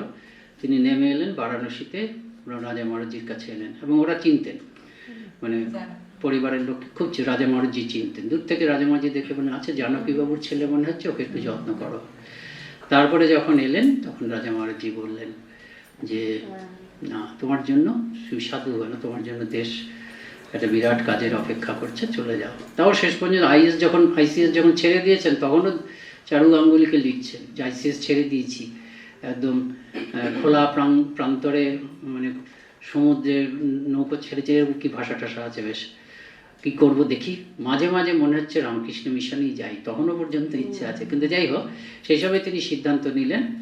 সিদ্ধান্ত নিয়ে দেশবন্ধুর সঙ্গে যোগাযোগ করলেন বিদেশে বসেই, এবং দেশের দিকে খেয়াল আছে, এদিকে দেশবন্ধু আছে, ওদিকে গান্ধীজি আছেন। কাজে বম্বেতে নামলেন, নেমেই গান্ধীজির কাছে গেলেন, কারণ গান্ধীজি বলেছেন 1 বছরের মধ্যে স্বরাজ এনে দেবেন। কাজে তার ইচ্ছা ছিল যে স্বরাজের কথা যিনি বলছেন, যিনি সারা দেশকে স্বরাজ এনে দেবেন বলছে, তার মুখ থেকেই পরিকল্পনাটা জেনে নিয়ে সেটাতেই আত্মোৎসর্গ করবেন। কিন্তু আত্মজীবনীতে তিনি লিখেছেন যে কিভাবে ভাবছেন তিনি, কথা বলে মনে হলো যিনি নেতা তারই তো বাষ্পাচ্ছন্ন দৃষ্টি, কোনো সঠিক কথা বলতে পারলেন না। কিভাবে আপনি ভাবছেন 1 বছর? বলে এটা আমার হৃদয়ের বিশ্বাস। তিনি খুব মর্মাহত হলেন, এত আশা করে নিয়েছিলেন, তিনি প্রস্তুত ঝাঁপিয়ে পড়বেন, কিন্তু উনি তো সাধারণ মানুষ নয়, ব্যাপারটা রাস্তাটা বুঝে নিতে হবে। কিন্তু খুব হতাশ হলেন, খুব মনটা ভেঙে গেল। তারপরে কলকাতায় ফিরে এসে দেশবন্ধুর কাছে গেলেন। দেশবন্ধুর সঙ্গেও প্রথম আলাপ, প্রথম দিন দেখা হলো না, তো পরের দিন এসে দেখা করলেন। 1-2বার কথা বলেই, কিছুটা আলোচনা করলে, এই হচ্ছে আমার নেতা। তা যাই হোক, ওই যে রাজা মহারাজজির কাছে এলেন, চলে গেলেন, সেই সময়ে আমাদের বলাই কাশীশ্বরানন্দজি রাজা মহারাজের শিষ্য, বলাই মহারাজ বলতাম, আমিও দেখেছি, খুব বুড়ো আমি দেখেছি যখন, তখন তার 80 বছরের বেশি, কিন্তু গলার কি জোর, খুব তেজস্বী লোক। আমি দেখেছিলাম কামারপুকুরে, কিন্তু শেষ জীবনটা কেটেছে এখানে, এই আরোগ্য ভবনে। আমাদের যিনি অ্যাসিস্ট্যান্ট জেনারেল সেক্রেটারি একজন আছে, সব থেকে ছোট, সত্যেশানন্দ মহারাজ, উনি কিন্তু ইয়েতে ডাক্তার ছিলেন। তা এরকম আমাদের হয়, আমাদের সাধু ব্রহ্মচারীদের মধ্যে ডাক্তার এসেই থাকে, ঠাকুরের ইচ্ছা। আমরা একটি ডাক্তারকে রেখে দিই ওই আরোগ্য ভবনে যারা বয়স্ক সাধু আছে তাদের দেখার জন্য। তা ও সেই সময় ব্রহ্মচারী, ওর হচ্ছে আরোগ্য ভবনের আমাদের বৃদ্ধ সাধুদের দেখার কথা ছিল। তা ওই কাশীশ্বরানন্দজি ওকে বলেছিলেন, তুমি এই ঘটনাটা জানো, সুভাষচন্দ্র এসেছিলেন, সুভাষচন্দ্রকে রাজা মহারাজজি বললেন তোমাকে দেশের কাজ করতে হবে। তা সুভাষচন্দ্র তো চলে গেলেন, ইনি তো বসে আছেন, রাজা মহারাজ চলে যাচ্ছেন, বা মানে তখনও দেখা যাচ্ছে সুভাষচন্দ্রকে। তখন বললেন, এই জানকীবাবুর ছেলেটি এমন ব্রিটিশ সরকারকে ধাক্কা দেবে না, ওদেরকে চলে যেতেই হবে। তাই সেই সময় বলছে এরকম, এটা প্রসঙ্গক্রমে মনে এসে গেল বলে বললাম। হ্যাঁ, তা ছেড়ে দিই, এখন আমরা ইয়েতে রাজা মহারাজ জিতে যাই। তা লক্ষ্মী নিবাসে মা আছেন, আর এরকম এর খুব আনন্দ। তা লক্ষ্মী নিবাসে মাঝে মাঝে আসতেন রাজা মহারাজজি, কাশী সেবাশ্রম থেকে কটা বেজেছে আসতেন। তা একদিন ওরকম রাজা মহারাজজি এসছেন, মা জিজ্ঞেস করছেন, ওপরে বোধহয় যোগিন মামা, গোলাপ মা কেউ আছে, রাখাল মা বুঝি আনতে চাচ্ছেন, শক্তির পূজা আগে করতে হয় কেন? শক্তির পূজা আগে করতে হয় কেন? স্বামীজি এই রাজা মহারাজজি উত্তর দিলেন যে সে কি মায়ের হাতে যে ব্রহ্মজ্ঞানের চাবিকাঠি, মা প্রসন্ন না হলে কি করে হবে। এই বলেই মা জিজ্ঞেস করেছেন সঙ্গে সঙ্গে শঙ্করী চরণে মন লগ্ন হয়ে রওরে, বলে এমন গান করতে নাচতে নাচতে আনন্দ। মা জিজ্ঞেস করেছেন, সেই মা একদম মানে আত্মহারা হয়ে গান নাচ করতে করতে হো হো হো করে, লেখা আছে যা করতে বালকের মতন চলে গেলেন। আর আরেকটি ঘটনা এটা হচ্ছে অমৃতানন্দজি বলে একজন বলেছেন, ওই রকম ঠাকুরের তিথি পূজা, ঠাকুরের সাধারণ উৎসব এটা। ওটা ছিল আগে যেটা বললাম ওই আর কেন মন, ওটা হচ্ছে ঠাকুরের তিথি পূজা, এটা হচ্ছে ঠাকুরের সাধারণ উৎসব। মা এসছেন সেবারও, মা সাথে খুব আনন্দ। মা ওপরে গেলেন পুরনো ঠাকুরঘর, সেখানে গিয়ে একটু বসলেন, ধ্যান ট্যান করলেন, প্রণাম করলেন। তারপর নেমে এসছেন যখন ওই স্বামীজির উঠানে, তার জন্য আসন করে রেখেছেন রাজা মহারাজজি, সেখানে মা এসে বসলেন। আর রাজা মহারাজজি আরতি করছেন, আর সমস্ত সাধুদের, অন্য সাধুদের তার দুপাশে তারা হাঁটু গেড়ে, বুঝতে পারছেন কিভাবে, এইভাবে বসে আছেন। রাজা মহারাজজি আরতি করলেন, হ্যাঁ একদম কর্পূর আরতি করলেন। করার পরে ওই অবস্থায় সবাই মিলে সর্বমঙ্গল মঙ্গলে শিবে সর্বার্থ সাধিকে সব করলেন। তারপরে তিনি গেলেন। আর বিজয়ানন্দ মহারাজ বলে আমাদের একজন মহারাজ ছিলেন, তিনি আর্জেন্টিনাতে ছিলেন, পশুপতি মহারাজ শেষকালে আর্জেন্টিনায় ছিলেন। তার একটি ইয়ে আছে, মানে স্মৃতি কথা আছে, যে তিনি রাজা মহারাজজির কথা খুব শুনেছেন। রাজা মহারাজজি আমরা এখন বুঝতে পারি না, স্বামীজি চলে যাওয়ার পরে ধীরে ধীরে ধীরে ধীরে রাজা মহারাজজির ব্যক্তিত্ব, সকলে তার মানে তিনি একজন রাজকীয় ব্যক্তিত্ব। রাজা মহারাজজি স্বামী ব্রহ্মানন্দজির নাম সবাই জানে তখন, তা তার খুব স্বামী ব্রহ্মানন্দজিকে দেখার ইচ্ছা, যুবক তিনি জানেন না। তো কে একজন বলল যে তুমি আজকে অমুক সময় সকাল বোধহয় 9টা হাওড়া স্টেশনে এসো, স্বামী ব্রহ্মানন্দকে দেখতে পাবেন। তা ট্রেন জেনে নিয়েছেন, সেখানে গিয়ে তিনি উপস্থিত হয়ে আছেন। তা দেখলেন যে একটা মানে রোলস রয়েস গাড়ি সেতে থামলো, কুচবিহারের মহারাজার গাড়ি। সেখান থেকে একজন সাধু নামলো, মাঝবয়সী সাধু, দীর্ঘদেহী, অত্যন্ত ব্যক্তিত্ব সম্পন্ন সাধু। সে নেমে ধীরে ধীরে আসছেন, কিন্তু তিনি তার প্ল্যাটফর্ম মানে ভুবনেশ্বরের ট্রেন যেখানে আছে যে প্ল্যাটফর্ম, সেদিকে গেলেন না, আরেকটাতে গেলেন। এবার সবাই তার পেছনে পেছনে যাচ্ছেন, রাজা তো সবাই পেছনে পেছনে যাচ্ছে। গিয়ে তিনি দেখলেন যে তিনি গিয়ে আরেকটা ট্রেনের কাছে গেলেন। ট্রেনের কাছে গিয়ে দরজার সামনে গিয়ে ওই প্ল্যাটফর্মের মধ্যে একেবারে সাষ্টাঙ্গ প্রণাম, নোংরা, কিচ্ছু ভূক্ষেপ নেই, আর কীরকম ভাবস্থ।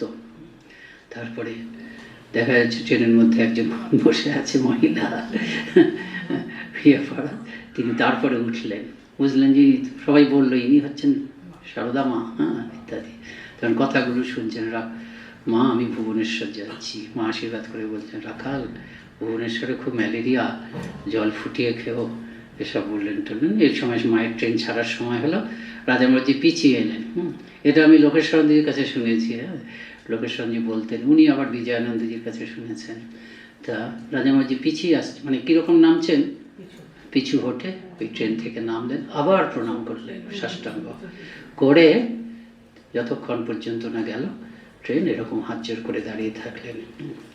এরকম সপ্তাহের ব্যাপার। একটা চিঠি লিখতে হবে, সম্ভবত অভেদানন্দজিকে, অভেদানন্দজি যখন বিদেশে আছেন, চিঠি লিখতে হবে। সে বোধহয় কিছু, যে কেউ তার গুরু ভাই কিছু আধ্যাত্মিক উপদেশ চেয়েছেন, সন্ন্যাসী গুরু ভাই নাও হতে পারে। তা রাজা মহারাজজি চিঠি লিখেছেন, কিন্তু মাকে দেখালেন চিঠিটা। মাকে না দেখিয়ে হবে না। মা দেখে বললেন যে রাখালকে বলো যে চিঠি খুব ভালো হয়েছে, একদম সব কথা ঠিক ঠিক বলা হয়েছে। আর মায়ের যখন মহাপ্রয়াণ হয়, নির্বাণানন্দজি ছিলেন তখন তো তিনি ভুবনেশ্বরে, রাত্রি 1টার সময়, তো 1টা-1:30টার সময় মায়ের মহাপ্রয়াণ। তিনি হঠাৎ দেখলেন, আর নির্বাণজি সবসময় তো সতর্ক থাকতেন, মানে ঘুমোচ্ছেন, রাজা মহারাজজি জেগেছে মানে তারও ঘুম ভেঙে যেত, যেন একটা অদৃশ্য যোগাযোগ ছিল। তিনি দেখছেন রাজা মহারাজজি উঠে বসে চেয়ারটাতে বসে আছেন, গম্ভীর। তামাক দেহ না, এসব কি করলেন? মহারাজজি কোনোটাতে চুপ করে বসে রইলেন। পরের দিনই খবর হলো মায়ের শরীর হয়েছে, ঠিক শরীর গেছে ঠিক সেই সময় বললেন যে আমি হবিষ্যান্নি করবো। 3 দিন হবিষ্যান্ন করলেন, তারপরে বললেন, দুঃখের সঙ্গে বললেন যে যেন চোখের সামনের থেকে পাহাড় চলে গেল। আর তিনি বলতেন প্রায় যে মাকে চেনা খুব শক্ত হয়ে, ঘুমটা দিয়ে মাকে চিনতেই পারলাম না, যেন ঘুমটা দিয়ে রইলেন চলে গেলেন, মাকে চেনা যায় না। এটা বলছেন হচ্ছে রাজা মহারাজজি, এরা সকলেই তাই বলতেন, মহাপুরুষ মহারাজজি তাই বলতেন যে কতকটা ঠাকুর চিনেছেন, কিছুটা চিনেছেন, মানে ঠাকুর চিনেছিলেন আর কিছুটা চিনেছেন মা। আর স্বামীজি তো মায়ের সম্বন্ধে অনেক কিছু বলেছেন। জ্যান্ত দুর্গা একটা বিখ্যাত চিঠি মহাপুরুষ মহারাজজিকে লেখা, সেই চিঠিটা যদি আমরা পড়ি আমরা দেখব যে প্রথমে স্বামীজি এর কথা বলেছেন, ঠাকুরের কথা বলছেন যে এরকম কেউ আসেনি, এরকম বড় অবতার, যে বেদ বাইবেল কোরআনে কি আছে, শ্রীরামকৃষ্ণের জীবনের আলোয় না দেখলে বোঝা যায় না। তার জীবনটা হচ্ছে যেন একটা সার্চ লাইট, সেই সার্চ লাইটটা ফেলে ধর্মের প্রকৃত অর্থ বুঝতে হবে। এরকম প্রথম পাতা জুড়ে শ্রীরামকৃষ্ণের প্রশস্তি। তারপরে দ্বিতীয় পাতায় যেই মায়ের প্রসঙ্গ এসছে তখন যেন শ্রীরামকৃষ্ণ তুচ্ছ হয়ে গেছে। তখন তিনি কি বলছেন যে যাই বলো রামকৃষ্ণ পরমহংস জগে যায় যাক ক্ষতি নেই, কিন্তু মা ঠাকুরানী গেলে সর্বনাশ নেই। মা ঠাকুরানী এসছেন, ভারতের এত অধঃপত শক্তি বিনা জগতের উদ্ধার হবে না। ভারতের এত শক্তি মানে নারী জাতি, এই শক্তির আগমন হবে বলে তাকে কেন্দ্র করে গার্গী মৈত্রী এরা সব আবার জন্ম। বিদেশ থেকে লিখছেন এই চিঠি। আমি এখানে আসার জন্য নিরঞ্জন লাঠিবাজি করে, কিন্তু তার লাঠি হজম হয়ে যায়। কিন্তু নিরঞ্জনের মায়ের প্রতি খুব ভক্তি, সাংঘাতিক খরা লোক ছিলেন, সত্যি সত্যি লাঠিবাজি করতেন, হ্যাঁ, কিন্তু মায়ের প্রতি খুব ভক্তি। তারপরে বলছেন আমি বিদেশে আসার আগে মায়ের কাছে আশীর্বাদ চেয়েছিলাম, মা আশীর্বাদ করলেন আর হুপ করে চলে এলাম সাগর পার হয়ে। মায়ের কথা যখন ভাবি তখন মনে হয় কো রামও, এরকম মনে হয়।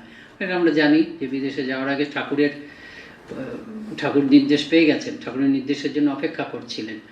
তিনি ঠাকুর দেখা দিলেন যে সমুদ্র পার হয়ে যাচ্ছেন, ফলো করো। এর থেকেও বেশি নির্দেশ পেয়েছিলেন, সেগুলো আমরা পরে জেনেছি যে ঠাকুর প্রতিদিন এসে দেখা দিয়েছেন। দেখা দিয়ে রাত্রিবেলায় করে ঠাকুর সঙ্গে তার তর্ক হতো। এটা পাওয়া গেছে হচ্ছে শঙ্করানন্দজি মহারাজ, একজন দক্ষিণ ভারতীয় ভদ্রলোক, তার কাছ থেকে জেনেছিলেন। এবং সেটা চেতনানন্দজি একটি লেখার মধ্যে, একটি বিদ্যামদিনা শিল্পপীঠের একটি সুবেনিরের মধ্যে লিখেছিলেন, লেখা হয়েছিল। সেটা আবার চেতনানন্দজি তার একটি লেখাতে লিখেছেন।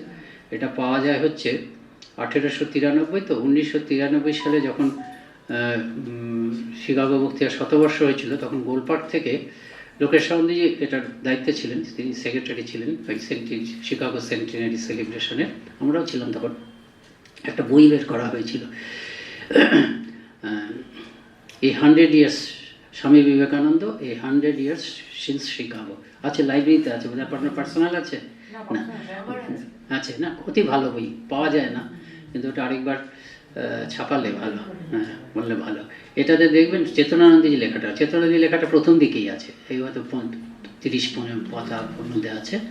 ওখানে বেশ একটা প্যারাগ্রাফ করে লেখা আছে। তা স্বামী ঠাকুর প্রতিদিন আসছেন, স্বামীজির সঙ্গে তর্ক হচ্ছে। ওই ভদ্রলোক তারপরে স্বামীজি হঠাৎ বললেন ঠিক আছে যাব। এটাই তো ঘটনাটা, যে প্রথমে কিছু টাকা ওরা রোজগার ভিক্ষা করে পেয়েছিল আলাসিঙ্গা টালাসিঙ্গা, কিন্তু স্বামীজি ভাবলেন যে আমি তো ঠাকুরের এত কম হবে কেন, যদি প্রভুর ইচ্ছা হয়ে থাকে উনি দরিদ্রদের মধ্যে বিলি করে দিলেন।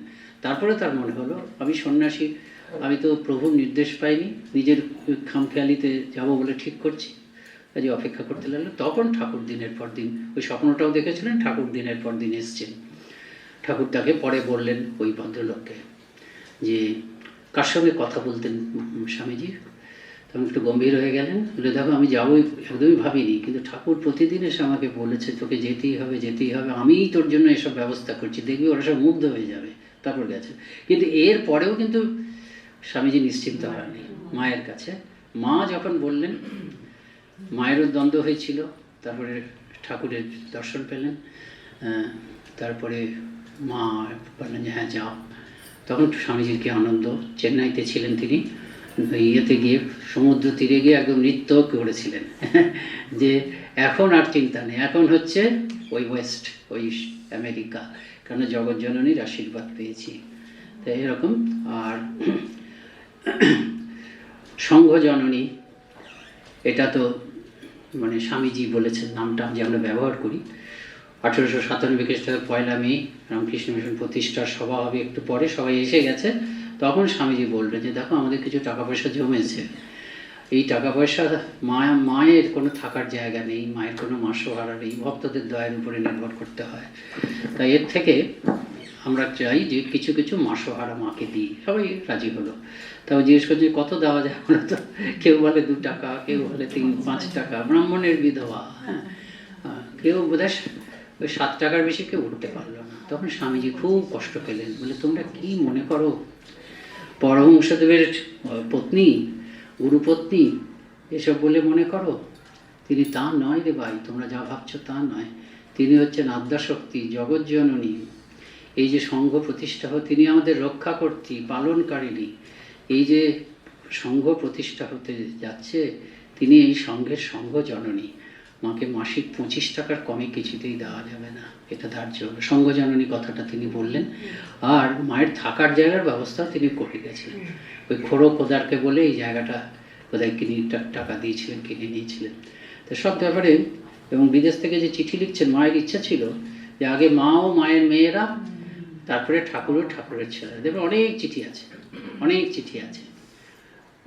গাই গীত শোনাতে তোমায়, দাস তব দোহাকার জনমে জনমে, সশক্তিক নমিত পায়।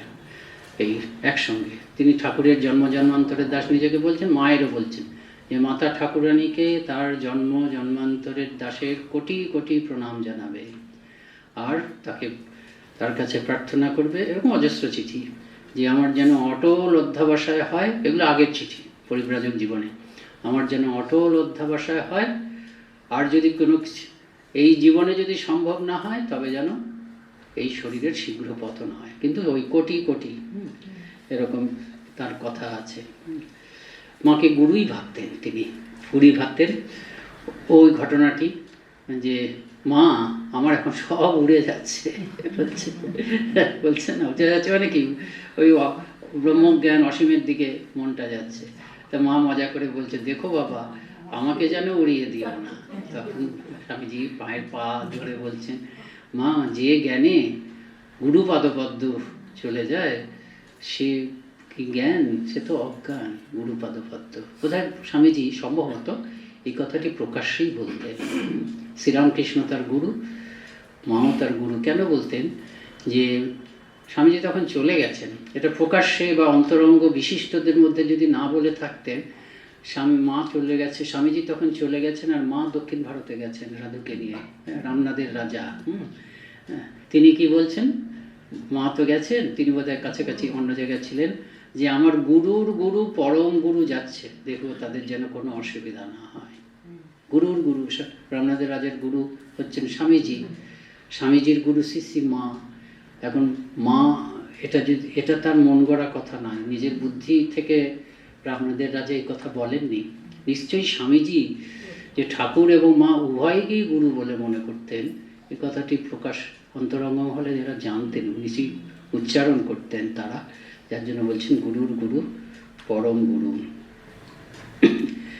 দীক্ষা মন্ত্র একজনকে দিচ্ছে, এসব তো ঘটনা আছে। উড়ে চাকর, তাকে হটিয়ে দিয়েছেন, চুরি করেছে, তা সেও জানে কোথায় যেতে হবে, উদ্বোধনে চলে গেছে। আর সেই সময় আবার মা এই বাবুরাম মহারাজজি গেছেন, আর মা বলছেন, সব ব্যাপারে সমর্থন করেন কিন্তু কখনো কখনো করেননি। আর তখন স্বামীজি চুপচাপ, ঠাকুরের সঙ্গে হলে হয়তো তর্ক টর্ক করতেন। তা বাবুরাম মহারাজজি গেছেন, তো বলছে দেখো তো নরেনের কি কাণ্ড, এর চাকরিকে চলে যেতে বলেছে।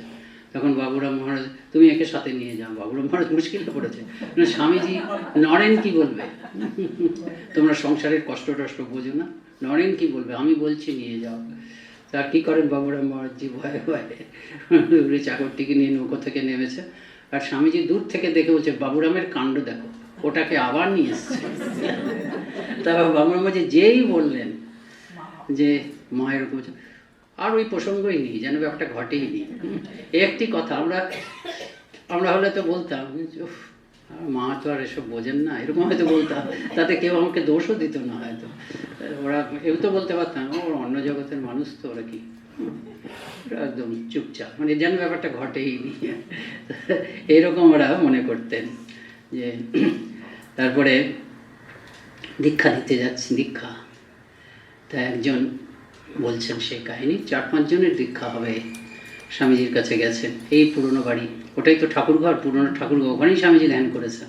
দেখবেন শরৎচন্দ্র চক্রবর্তী স্বামী শিষ্য সংবাদে আছে, তখন তো এত ইয়ে ছিল না, মানে ওরাও আসতেন ধ্যান করতেন, একেবারে স্বামীজি আছেন, রাজা মহারাজ আছেন, সবাই একদম পাথরের মতন ইয়ে হয়ে গেলেন।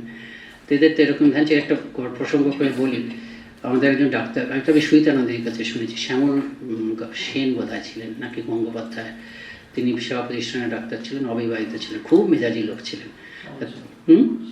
সেন, তা তিনি অবেদানন্দজি ছিলেন, দার্জিলিংয়ের লোক। অবেদানন্দজি তখন দার্জিলিং আছে, উনি তখন 10-12 বছরের। তা একদিন বললেন, উনি অবেদানন্দজি দীক্ষিত, তা একদিন বললেন ধ্যান শিখবি, বস এখানে ধ্যান শিখবি। উনিও বসেছেন, তিনিও বসেছেন, তো তাকেই আছে যে মহারাজ যা করবেন তাই করবেন। তা দেখলেন যে মহারাজ একটু যেন গাটাকে একটু নাড়াচাড়া দেন, আমরা যেমন আড়মোড়া ভাঙি বসে একটু নাড়াচাড়া, তারপরেই একদম পাথরের মতন হয়ে গেলেন। ও চুপ করে তাকিয়ে আছে, ভাবছেন মহারাজ কিছু বলবেন, তাকিয়ে দেখছেন, মানে কত সৌভাগ্য বলুন তো। ওইটা মনের মধ্যে দাগ কেটে গেল। ধ্যান করবেন বলে ধ্যান শেখাতে গিয়ে একদম ধ্যান, তা এরা এরকম ধ্যান করতেন। তা যাই হোক, ওই ঠাকুর ঘরে বসে স্বামীজি ধ্যান করলেন, তারপরে এক এক করে ডাকলেন, দীক্ষা হয়ে গেল। এই বালকটিকে, এই যুবকটিকে বা কিশোরটিকে বললেন, দেখ তোকে আমি দীক্ষা দিতে পারবো না, ঠাকুর বললেন যে তোকে যে দীক্ষা দেবে সে আমার থেকে অনেক বড়। এবং সে ভাবলো যে এটা নিশ্চয়ই আমাকে ভোলানোর জন্য বলছে, কেন স্বামীজি বিশ্ববিখ্যাত, স্বামীজি ইয়ে নেই, উনি এই ছেলেটি খালি স্বামীজির পেছনে পেছনেই ঘোরে, স্বামীজি যেখানে যায় সেখানেই। তো বললো, আর কি করলো, মনটা খারাপ হয়ে গেল। এর কিছুদিন পরে স্বপ্ন দেখছে যে তিনি ঠাকুরের কোলে শুয়ে আছেন, আর একটা উজ্জ্বল দেবী মূর্তি, একটু মানে দেবী মূর্তি এসে বলছেন যে এই মন্ত্রটা নেই, বলে একটা মন্ত্র বলছে। বলে আমার মন্ত্রটন্ত্রে বিশ্বাস নেই, অন্য কেউ দিচ্ছে, স্বামীজির কাছেই মন্ত্র নেবে ধরে আছে তো। বলে এই মন্ত্র নিয়ে কি হবে? বলে এই মন্ত্র নিয়ে তুই কবি হতে পারবি। আর কবি হবে বলে যাত্রা কবিওয়ালা এসব ভাবে, না আমি কবি হতে চাই না। বলে কবি মানে জানিস? স্বপ্নের মধ্যে সেই দেবী বলছে, কবি মানে হচ্ছে জ্ঞানী, তুই জ্ঞানী হতে পারবি, এটা নিয়ে এইভাবে জপ করবি, 108 বার জপ করবি। ঘুম ভেঙে গেছে। তারপরে স্বামীজির কাছে এসে স্বপ্নের কথা বলেছে। স্বামীজি বলছেন এই চক্রটা সত্যি জানবি। বলে আমি স্বপ্ন বিশ্বাস করি না, এসব মনের কল্পনা। স্বামীজি বললেন এসব বুঝি ওই বিদ্যাসাগরের বোধোদয়, ঈশ্বর নিরাকার চৈতন্য স্বরূপ এসব করে হয়েছে, ওসব করবি না, এই মন্ত্রটা ধরে রাখ। ঠাকুর বলতেন দেব স্বপ্ন সত্যি, আর দেখবি যে ইনি একদিন মন্ত্র জপ করতে থাক, এর সঙ্গে তোর একদিন দেখা হবে। তিনি এখন তিনি বগলার অবতার, এখন সরস্বতী মূর্তিতে আবির্ভূতা। স্বামীজি বলছেন, কি করে বুঝেছেন? বগলার অবতার, এখন সরস্বতী মূর্তিতে আবির্ভূতা। যখন দেখা হবে দেখবি ওপরে মহাশান্ত ভাব, সরস্বতী খুব শান্ত কিনা, কিন্তু ভেতরে সংহার মূর্তি। তারপর মায়ের কাছে দীক্ষা হয়েছিল। আর স্বামীজির একটা ঠাকুরের সঙ্গে, মায়ের সঙ্গে স্বামীজির কথোপকথন, সেটা ঈশানানন্দজির বইয়ে আছে একদম, যে মা তোমার আশীর্বাদে আমার মতন অনেক নরেনের উদ্ভব হতে পারে, কিন্তু এটা জানি যে তোমার মতন মা ওই একটি, আগেও হয়নি পরেও হবে না, কেউই হবে না হয়তো, কিন্তু স্বামীজির মনে হয়েছে যে তোমার মতন, স্বামীজির মতন মানুষের এরকম মনে হয়েছে তোমার মতন মা ওই একটি, আগেও হবে না পরেও হবে না। ঠিক আছে, ঠাকুর, মা, স্বামীজি, রাজা মহারাজজি, সমস্ত পার্শ্ববৃন্দকে প্রণাম জানাই, গুরুদেব বৃন্দদের প্রণাম জানাই। আপনাদের সবাইকে নমস্কার।